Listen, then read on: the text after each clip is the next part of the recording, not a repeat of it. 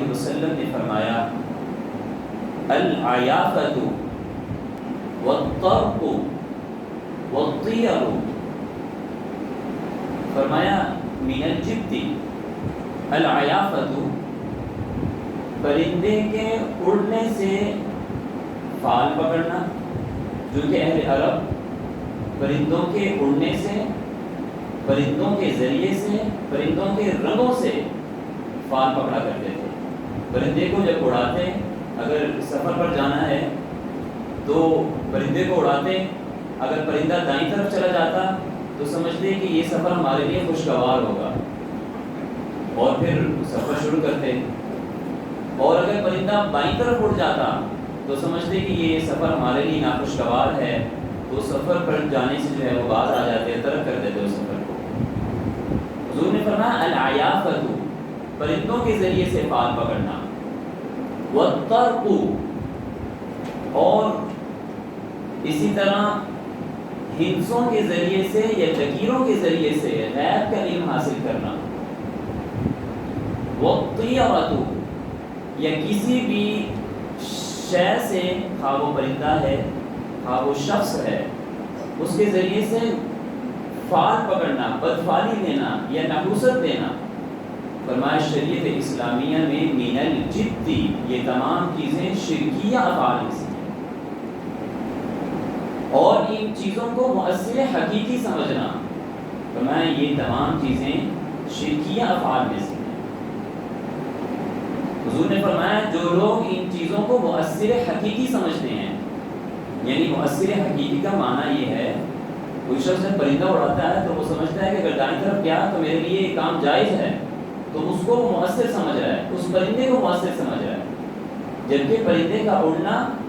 پرندے کا مرنا، پرندے کا حرکت کرنا یہ تو اللہ تعالیٰ کی طرف سے قدرت میں، تو گویا وہ اس پرندے کو مؤثر سمجھ رہا ہے، یا کسی بھی چیز سے وہ فال پکڑتا ہے تو وہ اس چیز کو فال پکڑ، جس سے فال پکڑا اس کو مؤثر سمجھ رہا ہے، تو وہ گویا اللہ کے مؤثر حقیقی ہونے میں غیر اللہ کو شریک ٹھہرا رہا ہے۔ فرمایا یہ ہے شرکی افعال میں سے۔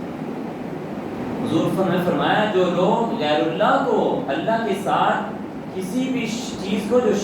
شریک ٹھہرا رہا ہے اور ان کو مؤثر سمجھ رہا ہے، فرمایا ایسے لوگ ہماری جماعت سے خارج ہیں۔ حضور نے فرمایا لیس منا